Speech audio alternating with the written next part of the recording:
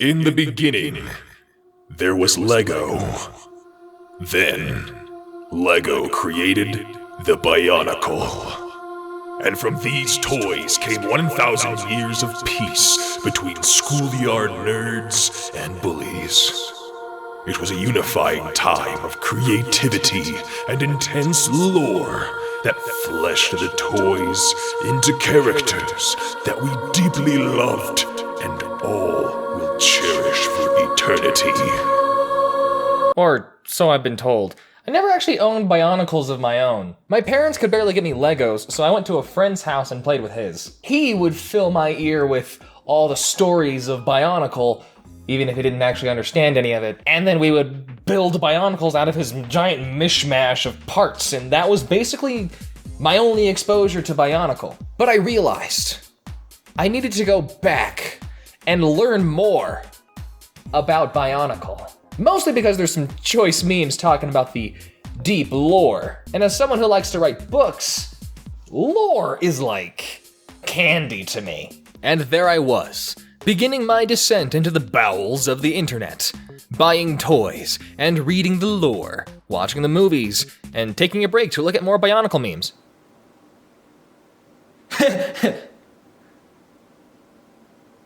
Now, back in the year 2001, LEGO had developed a solid reputation for itself, but this was during a serious decline in sales. They laid off 1,000 employees. But ruining family lives wasn't enough to satisfy their shareholder overlords, so they tried getting licenses to create LEGO sets. It was this time period when they got the rights to the Star Wars and Harry Potter franchises. But that just didn't seem to be working as fast as they needed to.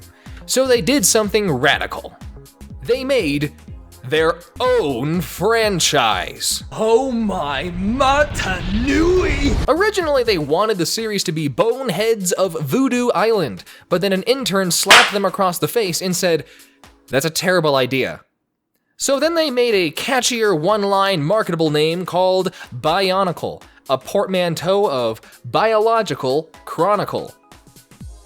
Which makes no sense to me, but anything is better than Boneheads of Voodoo Island. They kept that mysticism and Polynesian aesthetic because it was cool and no one was doing it at the time. And that's what we call differentiation. Things kicked into gear in 2003 with the first movie, Mask of Light. A story of some dude who finds the Mask of Light, and that means the seventh warrior, or Toa, is to be sought. It seems the Mask of Light has chosen you. Will you seek the seventh Toa? I will. And Takua the Chronicler has volunteered to join me. Where have I seen this before? The only problem is that he's a total wuss and refuses to accept his duty. Also, the existing Toa are fighting. Kopaka, do you think that Turaga were right about us? Have we lost our unity? Kopaka? I think that answers your question. He eventually realizes that he's being a complete baby and accepts his duty, putting on the Mask of Light and becoming the Toa of Light. Yeah, saw that coming a mile away. Then he defeats the bad guy, Makuta, in a sports game. Let us awaken the Great Spirit. Unity. Quickly, T-pose to establish dominance. The movie is okay. I really hated Takua, the main character, but his unwillingness to accept his duty fits with their theme behind the creation myth, the three traits that a Toa should have: unity, duty, and destiny. And it's a theme throughout the whole movie, but it's still just one big toy commercial. Then we had Bionicle 2, Legends of Metru Nui. Suddenly it's a prequel, and that wasn't entirely clear, so I was confused for a while. Now we have an all-new cast of characters, and the animation got a little better, so that's nice. Or are they imposters? No! We are Toa! They're taller than everyone else. I thought that was the only requirement to be a Toa. In this movie, they did the right thing of focusing on the Toa instead of the Matoran, or the short guys. because the Toa are cooler and we want to see them do cool things. This movie focuses on the Toa learning about themselves and their powers. It's a movie about self-discovery, and is done much better than the previous movie. Toa Likan sacrificed his power for us. Now, we shall do the same for them.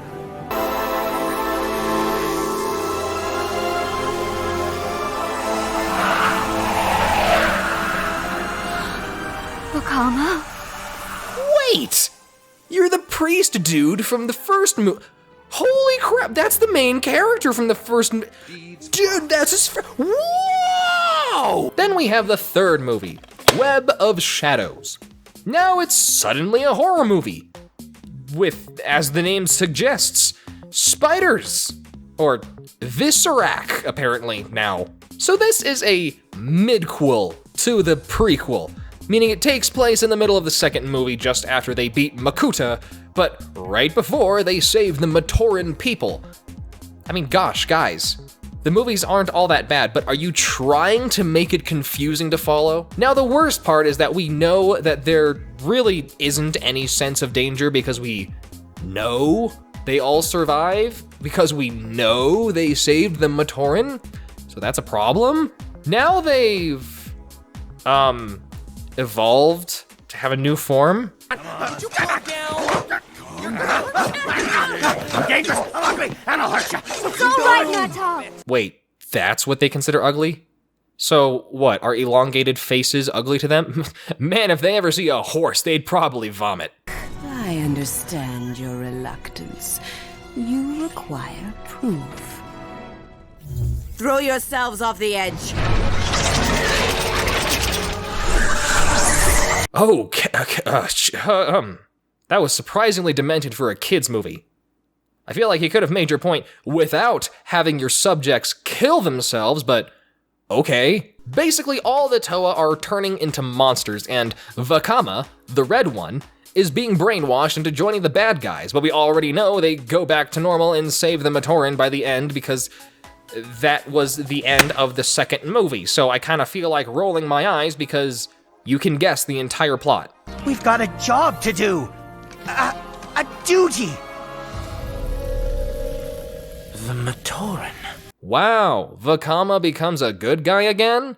I never would have guessed.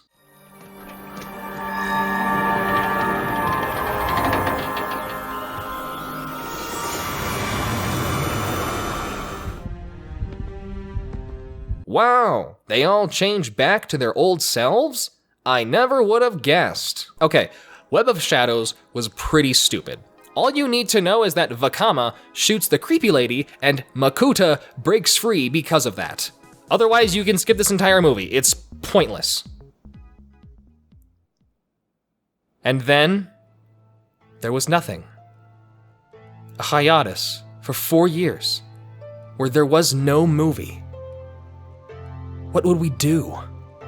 How could we survive? Was this the end of Bionicle? The yearly release of movies stopped, and now we're left with empty toys.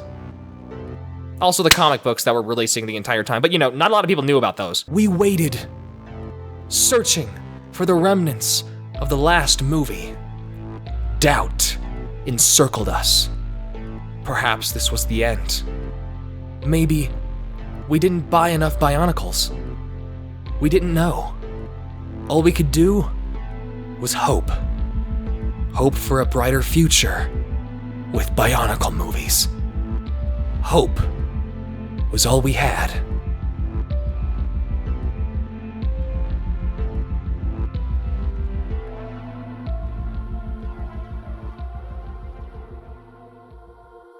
And then, a light shone on the horizon. It was the 4th Bionicle movie. Praise be Metru Nui, for he hath gifted us with more cheaply made animation to consume. Oh boy! Ha! Now for the final movie, A Legend Reborn! Oh gosh, I guess they actually put effort into this one, because the quality of this skyrocketed. Look, there's texture now. The story goes is that Metru Nui, yes, The Metru Nui was betrayed by Makuta, and he was sent flying across space. Now he needs to figure out a way back to save his people. In the past months, they've seemed to know our every move. True, but don't worry. It's not like we've got much worth stealing. Well, maybe Metru Nui does. I meant his blade, Bugface. I can't believe I'm talking to an insect. Metru Nui and the others start discovering what happened to the ancients on this new planet, and it sets it up for a big adventure of ancient discoveries. Then, my friends, our quest begins. And then they never made another movie and left it on a cliffhanger. Yeah, so it turns out Lego canceled Bionicle in 2010, and the only way you could learn about what happened next is through the comic books and chapter books, so, you know, woohoo! But Mom, I don't want to read. Now, Jimmy, don't you want to appease Metru Nui? But Mom! Should I brand you a heretic? Nope, I'm reading. Praise be Metru Nui. I'm reading. Then, for some reason, they decided to have the original creators of Bionicle work on Hero Factory, which is pretty cool. It doesn't follow the events of Bionicle, and I don't understand why they would just abandon Bionicle like that, but you know, I guess Lego had their own plans. Hero Factory lasted 11 episodes, and and the only way you can watch them is through the DVDs or on a crisp 240p definition on the official Lego YouTube channel. This was during that weird era between the 2010 and 2014 where everyone was trying to make action cartoons relevant again, and all of them were failing, and Hero Factory was no exception, which sucks because action cartoons are typically the coolest. However, I will say that the toys were not nearly as good as the original Bionicle. You just have a frame and you tack on the pieces. There's no real construction to it like how the Bionicles were designed. There's no moment where you realize how it all fits together. You just go, that's it? Now, Bionicle is a multimedia franchise, which means they had video games to help tell some stories, which I never got to play except for one time, I think. Maybe. It's hard for me to know since it was so long ago and I had no idea what I was doing. But they also had a trading card game made by Upper Deck, because when a company doesn't care about making a good card game, they go to Upper Deck. Then, guess what? They rebooted Bionicle for one whole year. In the year of 2015, Lego decided to reboot it, and with that came a whole new series on Netflix, surprisingly. Our island's two protectors, Akimu and his brother Makuta. Wait, who's Akimu? What happened to Metru Nui? I thought he was Makuta's brother. They even used the original Toa heroes from the original series, and their names aren't changed. Even my main man, Kopaku, is the same. But Akimu is new for whatever reason. I guess Makuta could have two brothers? I mean, this does take place on a different island, but is the Makuta they're talking about Makuta Pterodax? Because Makuta Pterodax is the one that's the big bad guy from the movies. There's apparently other Makuta! I mean, at least they gave the original Toa some upgrade. Just look at Onua. Now that's a glow up if you ask me. The only problem is that the show feels like a watered down version of Bionicle. It doesn't have the same high fantasy aspect as the original series did.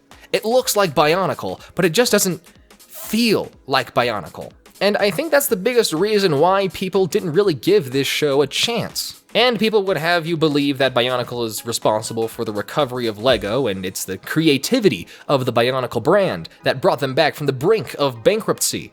And that's a nice sentiment, but it's really because the prequel trilogy of Star Wars was coming out and it was reigniting interest in the brand. That and all the other licenses that Lego was getting was making it easier for them to sell toys by riding on the backs of already successful franchises. But Bionicle was by no means a failure. It was the exact opposite of a failure. And it definitely helped Lego financially. But it's not like it was the sole savior of Lego. So, what happened to it? I spent years meditating the ideology and lore of Bionicle. I wanted to understand everything Metru Nui had to teach us. I needed to understand what it truly means. Unity, duty, and destiny. There has to be more. There has to be something I'm missing. One day, I hope to understand. That's it! Lego Ninjago. And Lego Chima. And ironically, basically the success that Lego had during the years Bionicle was dead. You see, the long-standing reasoning as to why the Bionicle reboot failed was because Lego simply didn't have the budget to market it as well as they did the original series. I mean, I didn't even know there was a show on Netflix until this video. And there wasn't the epic story-driven commercials. And that's because Lego was busy pushing their Ninjago and Chima and the Lego movie, etc., etc. They managed to find their demographic with all these new series, and that demographic wasn't interested in Bionicle. Chima failed, sure. When I watched it, I thought it was Lego Thundercats, and when I found out it wasn't, I got upset and quit watching. But Ninjago actually gets kinda good. Behold! Police Legend! It's, I kid you not, now this is where Hero Factory, I guess? It's technically more Hero Factory than Bionicle, but this is where this franchise has ended up. Now you can get these at convenience stores. And do you see this heresy right here? It's fully built inside the packaging. Where's the fun in it then? Half the point, they probably did that intentionally so that Lego wouldn't actually sue them, I get it. But like, what's the point anymore? That's wrong. So some people have been posting this on Twitter, and I made a post about it on Twitter, and I'm like, hey, they have Chinese fake knockoff Bionicles at my convenience store. And all of you were like, excuse you, you fake fan, that's a Hero Factory figure. And I'm like, excuse me, I never heard of Hero Factory until doing this video. So, cause my family could never get me Bionicles. I didn't even know the DVDs existed until doing this video. That's how far away I've been from Bionicles. I'm sorry. War for the Invader Form Space. I've been saving this since Christmas to open it up and show you guys basically what you already know. I mean, like, it's just, oh, hey, it actually has instructions. That's kind of cool. Behind it, neato, whatever. It's just, I got the white one because Kopaka was my favorite when watching the movies and reading the books and reading the comics. But this is it. It's literally the exact same. Oh my gosh. Like you just pop it off. Well, there that goes. You just pop it off and that's it. It's the exact, and it even has the same design. I mean, like, it's 1 for 1. What the heck? This is kind of sad. How did they get this past Lego? How did they? It's just, I would have figured Lego would have slapped them across the face with a cease and desist or something. But I guess, I don't know, the laws in China are much different. I don't even know if it's China. I really doubt I can get a good picture of it, but none of that is Chinese. None of those are Chinese characters. Are you kidding me? What the heck? Bionicle wasn't worth their time because it was just smarter to put money into something that was already successful at the time. And Bionicle, during 2015, wasn't successful. Now Lego heavily hints that Bionicle won't be making a comeback. So, tell me in the comments, what was your favorite Bionicle? Kopaku is mine. What was your favorite memory about Bionicle? How did the series affect you? I have a Patreon if you want to see my videos in advance, and I have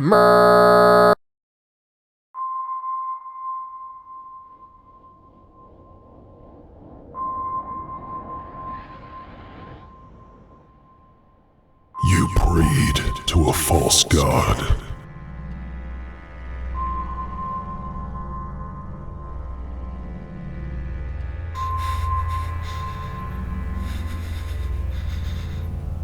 These transgressions will not go unpunished.